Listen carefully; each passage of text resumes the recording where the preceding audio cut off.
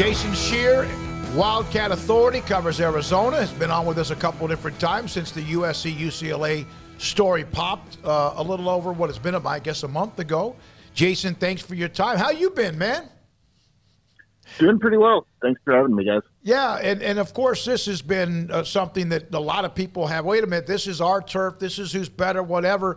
But right now, Arizona's practicing as well, and I guess football's on the mind. But what did, at least the story from a couple of nights ago, involving the Big Ten, what message do you think that may have sent the Pac-12?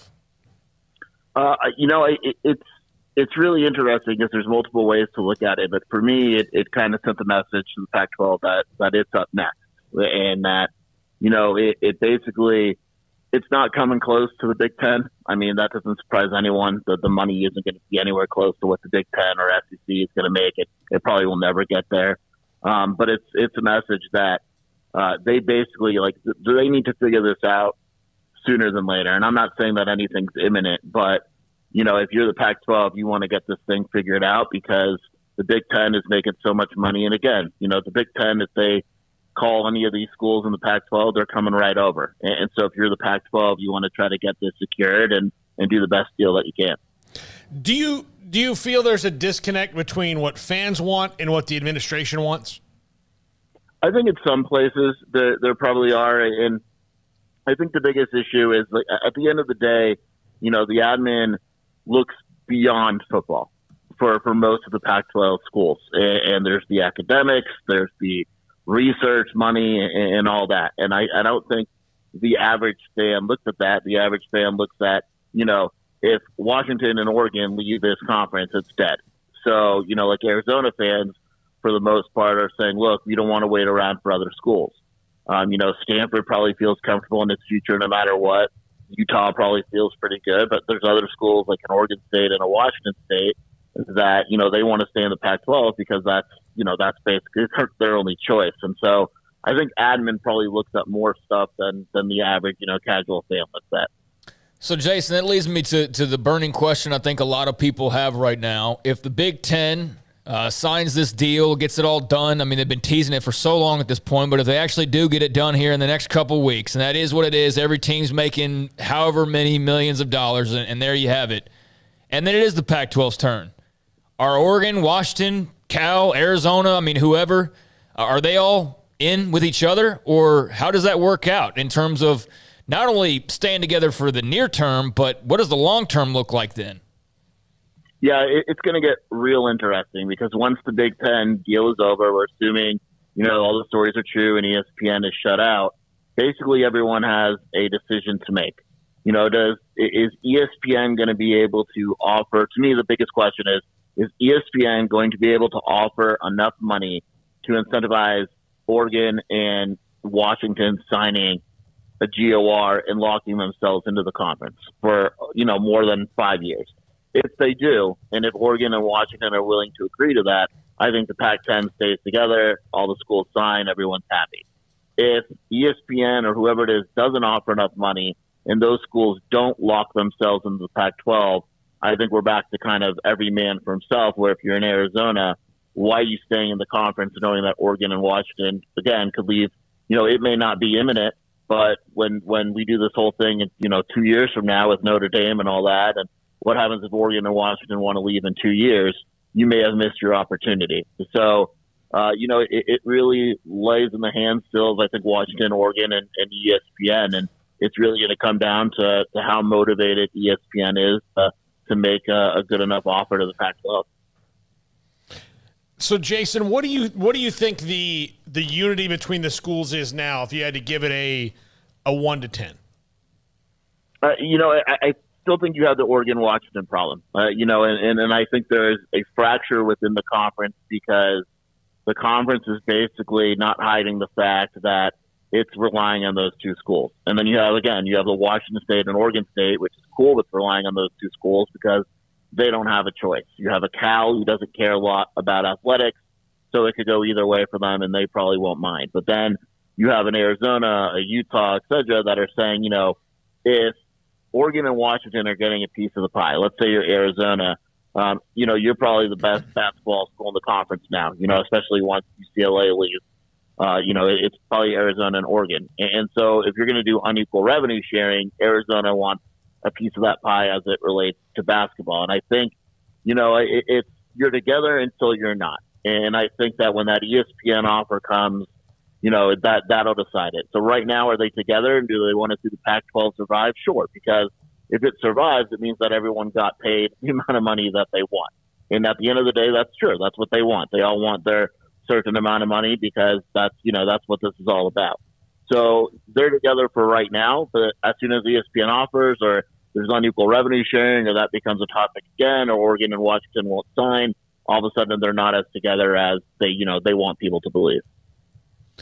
Jason Scheer, again, Wildcat Authority with us, Sikkim 365 Radio and 365 Sports. Jason, are you paying as close attention? I think in the big picture, everybody's paying attention to Notre Dame and what they've got coming up potentially with the Big Ten or staying independent. But how much of an impact do you think that has?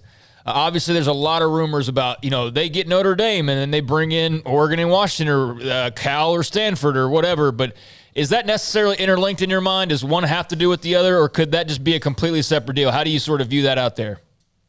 Yeah, personally, I think it's pretty linked. And the thing is, I don't think Notre Dame's in any rush. They still have 2 years left. So theoretically, they could take 2 years to make a decision, which is kind of why I mentioned before, unless Oregon and Washington are willing to lock in beyond those 2 years, right. It's kind of, what are we doing this for if you're an Arizona type? But, the Big Ten could just be done for now and wait until the next round. If they do add Notre Dame, maybe it's a certain thing where, they add Stanford, Oregon, and Washington. And, to me, they're pretty linked, because I don't think the Big Ten will add Washington, Oregon, those schools until Notre Dame has decided. I think it's perfectly fine waiting a few years for Notre Dame because of that added money and the fact that it's no secret Notre Dame is the prize right now. That's what the ACC wants to hold on to Notre Dame. The Big Ten wants to add Notre Dame, and it's everyone's kind of waiting for them. And I'm not confident the Big Ten moves until it knows what Notre Dame's doing, and that could be a few years. The college football world literally is waiting on Notre Dame, and yet we're supposed to believe they're going to be forced into something. That's what I have a hard time reconciling with. But Jason, what are the thoughts? What are your thoughts? What are maybe thoughts you've gathered as well about a future Pac-10 plus, a San Diego State plus, a team like that, or a combination of teams like that? I think the biggest issue is ESPN going to make it worth it? Because these Pac-12 schools, if they add another school, their money's going down. Now, if ESPN says, look, you add San Diego State, we're going to up the offer, that's fine. They would do it. But they're not going to add schools that are all of a sudden going to make their piece of the pie smaller. It just doesn't make any sense, because then you're kind of back at square one. If there's any team that I think is getting heavily looked at for expansion, it would be San Diego State.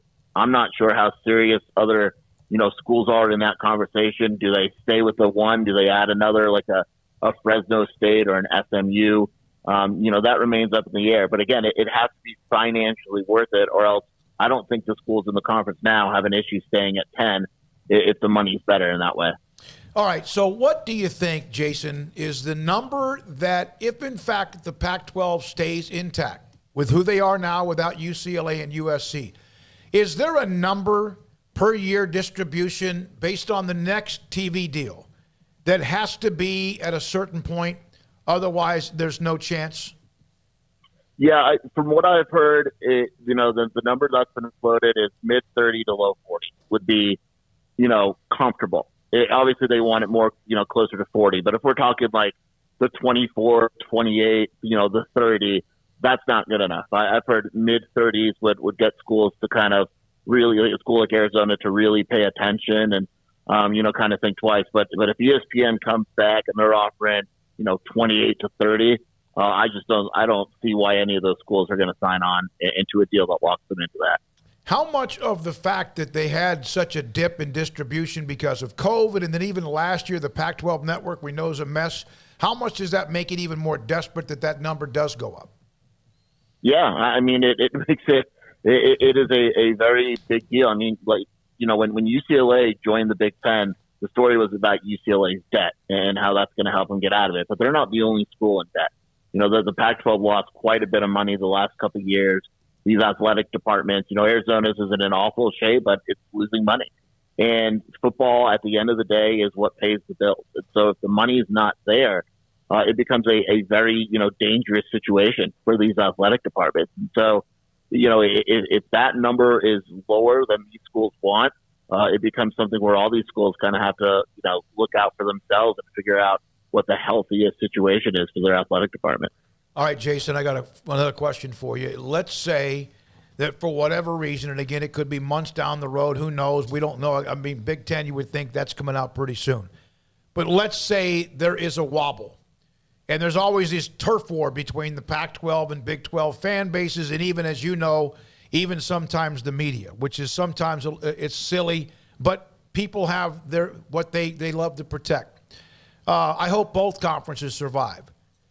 Is Arizona ready to pull the trigger? Because you kind of alluded to that to us a few weeks ago.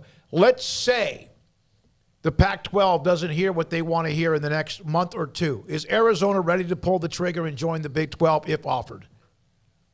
I believe so. I think if the numbers aren't there, and from what I've heard, they may get an initial number, as soon as next week. And once that Big Ten deal, ESPN is basically waiting for that, and it can come pretty soon after. But I believe that if Arizona doesn't get a number that it likes, and Brett Yormark comes in there with Fox, whatever it may be, and says, you're going to make this amount of money, and it's a pretty decent difference, I think Arizona's ready.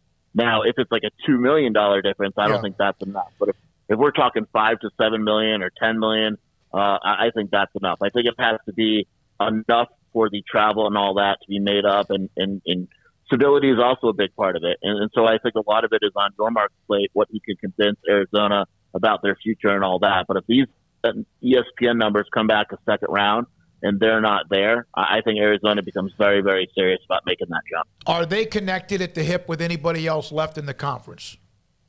From what I understand, the Big 12 would love it if Utah came over as well. I don't think Arizona's as connected with ASU as I once heard, but I believe the Big 12 really would like to add Utah in that market. I also think that it feels if it takes Utah out of the Pac-12, that's a pretty killer shot. But, I'm still of the belief that Arizona can't do it alone. There has to be at least one other Pac-12 school, whether that's Utah or ASU. It's got to be one other school. I would be surprised if there's a scenario unless and that goes back, if the money's that bad, I don't think it'll become an issue. I think they'll be able to get another school, but I don't necessarily know if they're completely tied to having it. I just think it'll naturally kind of happen. Thank you for the time, Jason. Appreciate it. Good luck going forward, handling it, covering it, being a part of it, his own opinion as well, which is great, as everybody has a right to what they think based on what they hear, their own sources, and Jason Scheer.